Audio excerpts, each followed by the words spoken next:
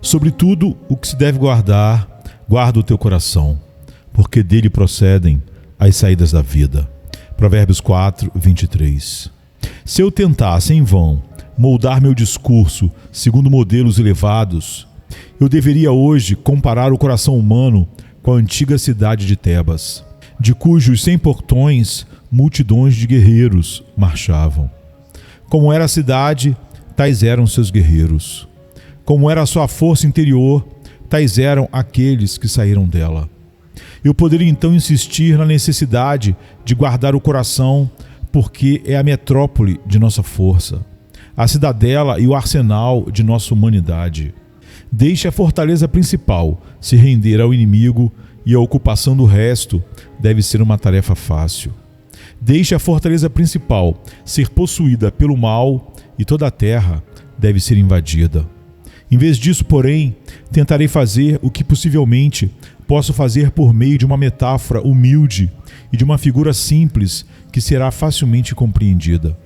Tentarei expor a doutrina do sábio escritor de Provérbios de que nossa vida provém do coração, e assim trabalharei para mostrar a absoluta necessidade de guardar o coração com toda a diligência. Vocês viram os grandes reservatórios de nossas companhias de fornecimento de água, de onde é mantida a água que deve abastecer centenas de ruas e milhares de casas. Agora, o coração é o reservatório do homem e nossa vida deve fluir em seu devido tempo. Essa vida pode fluir por diferentes tubos, canos, a boca, as mãos, os olhos, mas ainda assim, todas as saídas das mãos, dos olhos, dos lábios derivam sua fonte da grande fonte e reservatório central, o coração. E, portanto, não há dificuldade em mostrar a grande necessidade que existe em manter esse reservatório, o coração, em um estado e condição adequados, pois, caso contrário, o que flui pelos canos deve estar contaminado e corrompido. Que o Espírito Santo agora dirija nossas meditações. Meros moralistas muitas vezes esquecem o coração e lidam exclusivamente com os poderes menores. Alguns deles dizem: se a vida de um homem está errada, é melhor alterar os princípios sobre os quais sua conduta é modelada. É melhor adotarmos outro esquema de vida. A sociedade deve ser remodelada para que o homem tenha oportunidade de exibir virtudes e menos tentação de se entregar ao vício. É como se, quando o reservatório estivesse cheio de fluido venenoso ou poluído, algum sábio conselheiro propusesse que todos os encanamentos deveriam ser retirados e novos encanamentos colocados para que a água pudesse correr por canais novos. Mas quem não percebe que tudo seria em vão se a nascente fosse poluída, por melhores que fossem os canais? Assim, em vão são as regras pelas quais os homens esperam moldar suas vidas. Em vão é o regime pelo qual procuramos nos restringir à aparência de bondade. A menos que o coração esteja certo, o melhor esquema de vida cairá no chão e não conseguirá realizar seu desígnio. Outros dizem: bem, se a vida está errada, seria melhor corrigir o entendimento.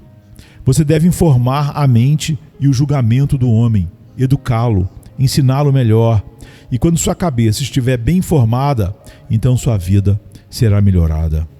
Ora, a compreensão é, se posso usar tal figura, o registro que controla as emoções, as deixa fluir ou as interrompe. E é como se algum homem muito sábio, quando um reservatório foi envenenado, propusesse que deveria haver uma nova pessoa empregada para desligar ou ligar a água na esperança de que toda a dificuldade fosse eliminada. Se seguíssemos seu conselho, se encontrássemos o homem mais sábio do mundo para controlar a fonte, ó Senhor, a compreensão ainda seria incapaz de nos fornecer rios saudáveis, até que antes de tudo purgássemos a cisterna de onde eles fluem. O divino pensamento, entre aspas, arminiano, também às vezes sugere outra maneira de melhorar a vida do homem. Ele lida com a vontade. Ele diz: a vontade deve primeiro ser conquistada, e se a vontade estiver certa, então tudo estará em ordem. Agora, a vontade é como o grande motor que força a água para fora do reservatório ao longo dos canos para que ela flua para nossas casas. O sábio conselheiro propõe que se empregue uma nova máquina a vapor para forçar a água ao longo dos canos. Se, diz ele, tivéssemos o maquinário adequado para forçar o fluido, tudo estaria bem. Não, senhor. Se a corrente é venenosa, você pode ter eixos para girar de diamantes e pode ter uma máquina feita de ouro e uma força tão potente quanto a onipotência. Mas mesmo assim, você não terá realizado seu propósito até que tenha limpado a fonte poluída e purgado as questões de vida que fluem de lá. O sábio em nosso texto parece dizer: cuidado para não aplicar mal suas energias. Tenha o cuidado de começar no lugar certo. É muito necessário que o entendimento seja correto. É bastante necessário que a vontade tenha o seu devido predomínio. É muito necessário que você mantenha cada parte do homem em uma condição saudável. Mas, diz ele, se você deseja promover a verdadeira santidade, deve começar com o coração, pois dele procedem as saídas da vida. E quando você o purgou, quando você fez suas águas puras e claras, então a corrente fluirá e abençoará os habitantes com água limpa. Mas não até lá, até que isso seja feito. Aqui vamos fazer uma pausa e fazer a pergunta solene e vital: meu coração está certo aos olhos de Deus? Pois a menos que o homem interior tenha sido renovado soberanamente pela graça de Deus através do Espírito Santo, nosso coração está cheio de podridão, sujeira e abominações. E se assim for, aqui deve começar toda a nossa limpeza, se ela tiver que ser real e satisfatória. Homens não renovados e regenerados, peço-lhes que reflitam sobre as palavras de um antigo cristão que aqui repito em seus ouvidos. Não importa qual seja a marca, o sinal, embora a beleza seja pendurada por fora, se o diabo e o pecado habitarem dentro. Novos enfeites em uma roupa velha não a tornarão nova, apenas lhe darão uma nova aparência. E na verdade, não é uma boa ideia gastar muito para consertar um terno velho que logo cairá em farrapos e trapos, quando com um pouco mais podemos comprar um novo que seja duradouro. E não é melhor obter por graça soberana um novo coração para que tudo o que você faz seja aceito e glorifique a Deus, do que perder todas as dores que você sofre num cristianismo nominal e em si mesmo não ter nada substancial? Agora, você que ama o Senhor, deixe-me levá-lo ao reservatório do seu coração e deixe-me insistir com você sobre a grande necessidade de manter o coração reto. Se você deseja que as correntes de sua vida sejam felizes para si e benéficas para os outros. Primeiro, mantenha o coração cheio. Por mais pura que seja a água no reservatório central, não será possível para a empresa nos fornecer água em abundância, a menos que o próprio reservatório esteja cheio. Uma fonte vazia certamente gerará canos vazios. E mesmo que a maquinaria esteja sempre tão boa e precisa, que tudo mais esteja bem organizado, mas se esse reservatório estiver seco, podemos esperar em vão por qualquer água de que precisamos. Agora, você conhece muitas pessoas, você certamente as encontrará em sua própria sociedade e em seu próprio círculo, pois não conheço ninguém tão feliz a ponto de ficar sem tais conhecidos, cujas vidas são apenas secas, boas para nada que realmente glorifique a Deus e vazias. Eles nunca realizam nada. Eles não têm força mental. Eles não têm poder moral. O que eles dizem, ninguém pensa ou percebe profundamente como algo vivo. O que eles fazem, raramente é imitado. Conhecemos pais cuja força moral foi tão desprezível que até os seus filhos mal conseguiram imitá-los. Embora a imitação, o cristianismo nominal, fosse forte o suficiente neles, ainda assim os filhos inconscientemente sentiram, mesmo em sua infância, que seu pai era, afinal, apenas uma pessoa superficial e infantil como eles, e não havia crescido para ser um homem. Você não conhece muitas pessoas que, se defendessem uma causa que lhe fosse confiada, certamente a levariam ao naufrágio? o fracasso seria o resultado total. Você não poderia usá-lo como chefe ou gerente em seu escritório ou negócio, sem ter certeza de que sua empresa seria quase assassinada. Se você os empregasse para administrar uma preocupação para você, teria certeza de que eles conseguiriam gastar todo o dinheiro, mas nunca produziriam lucro. Se fossem colocados em circunstâncias confortáveis por alguns meses, continuariam descuidadamente até que tudo acabasse. Eles são apenas indolentes, perseguidos pelos vigaristas do mundo que farejam bem pessoas assim. Eles não têm força adulta, mental, maturidade e nenhum poder. Veja essas pessoas no Evangelho, no meio da igreja. Não importa muito quais são os seus sentimentos doutrinários. É bem certo que elas nunca afetarão a mente dos outros. Coloque-os no púlpito. Eles são os escravos da opinião dos membros e não cativos à palavra. São escravos dos diáconos. Devem fazer política e não ser um verdadeiro pregador, ou então serão logo substituídos pela igreja. Eles nunca têm opinião própria firmada na convicção e mente cativa à palavra. Não podem sair e ficar firmes com nada. Eles não têm coragem de dizer, tal coisa é assim, e eu sei que é, porque a palavra afirma isso. Esses homens apenas vivem, mas no que diz respeito a qualquer utilidade para o mundo, eles poderiam quase nunca ter sido criados, exceto se fossem alimentados na boca por outras pessoas. Agora, alguns dizem que isso é culpa da cabeça dos homens. Tal pessoa, eles dizem, não poderia seguir em frente firme. Ele tinha uma cabeça pequena. Era impossível para ele prosperar. Sua cabeça era pequena. Ele não podia fazer nada. Ele não tinha força suficiente. Agora, isso pode ser verdade, mas eu sei o que é ainda mais verdadeiro. Ele tinha um coração pequeno e esse coração estava vazio. Ou, observe você, a força de um homem no mundo oposto a esse, mesmo estando sob as mesmas condições, agindo de maneira oposta. É apenas a proporção da força e poder de seu coração a diferença.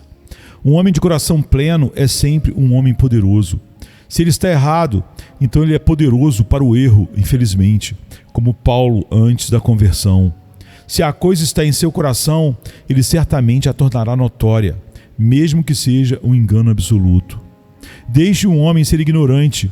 Ainda se seu coração está cheio de amor por uma causa, ele se torna um homem poderoso para esse objetivo, porque ele tem poder de coração, força de coração, mesmo em seu erro. Um homem pode ser deficiente em muitas das vantagens da educação, em muitas daquelas sutilezas que são tão vistas na sociedade. Mas uma vez que tem um coração batendo forte, que bata de maneira bem definida, e não haverá erro quanto ao seu poder. Deixe-o ter um coração que esteja cheio até a borda com um objetivo, e esse homem fará a coisa. Ou então ele morrerá gloriosamente derrotado e se gloriará em sua derrota. Coração é poder. É o vazio do coração dos homens que os torna tão fracos. Mas o homem de negócios que se dedica de corpo e alma ao seu negócio tem mais probabilidade de prosperar do que qualquer outra pessoa. Esse é o pregador de que precisamos. O homem que tem uma alma plena e incendiada pela verdade. Deixe-o ter uma cabeça. Quanto mais ele souber, melhor. Mas afinal, dê a ele um grande coração, ou todo conhecimento de nada valerá. E quando seu coração bater, se seu coração estiver cheio e sob Deus, ele fará com que os corações de sua congregação batam junto do dele. Ou então os fará conscientes de que ele está trabalhando duro para compeli-los a segui-lo, ou se afastarão da verdade da qual ele é cativo. Se tivéssemos mais coração no serviço do nosso Mestre, quanto mais trabalho, sofrimento e dor poderíamos suportar. Você é um cristão, querido, e está reclamando que não consegue se dar bem na proclamação da verdade no mundo, em todos os lugares que Deus te põe? Senhor, o cano principal daria muita água se o coração estivesse cheio. Talvez você não ame seu chamado. Esforça-se para amar mais o seu chamado e então, quando seu coração estiver cheio, você continuará bem o suficiente. Diz o pregador, estou cansado do meu trabalho. Na pregação tenho pouco sucesso, acho um trabalho árduo. A resposta para esse dilema é: seu coração não está cheio disso, pois se você amasse pregar a verdade de Deus a qualquer custo, você respiraria a pregação da verdade, se alimentaria de pregação e encontraria uma compulsão em você para seguir a pregação, custe o que custar. E seu coração, estando cheio disso, você ficaria feliz no seu chamado e pararia de resmungar. Fomos chamados para sermos um sucesso ou chamados para sermos fiéis? Oremos por um coração que é cheio e profundo e amplo. Encontre o homem que tem tal alma, e esse é o homem de quem as águas vivas fluirão para alegrar o mundo com suas correntes refrescantes.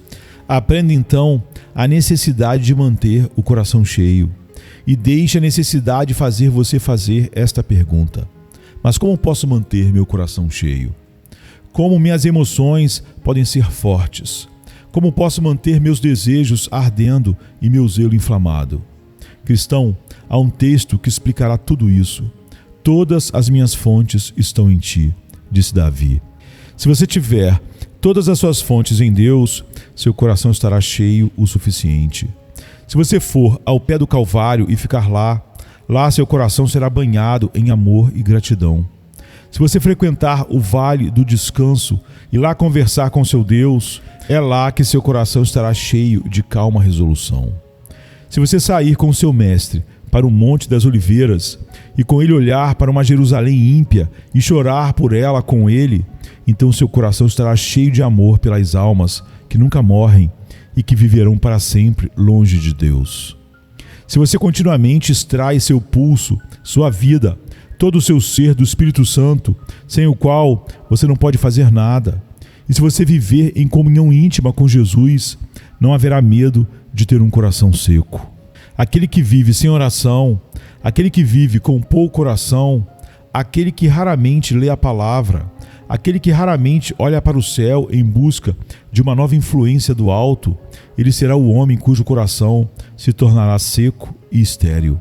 Mas aquele que invoca em segredo seu Deus, que passa muito tempo em santo retiro e solidão com ele, que se deleita em meditar nas palavras do Altíssimo, aquele cuja alma é entregue a Cristo, que se deleita em sua plenitude, se regozija em sua plena suficiência, ora por sua segunda vinda e se deleita no pensamento do seu glorioso advento.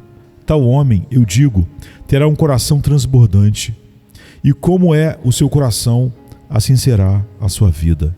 Será uma vida plena, será uma vida que falará mesmo do sepulcro e despertará os ecos do futuro. Guarde teu coração com toda a diligência e peça ao Espírito Santo para mantê-lo cheio, pois de outra forma as fontes de sua vida serão secas, rasas e superficiais, e você descobrirá no fim não ter vivido nada.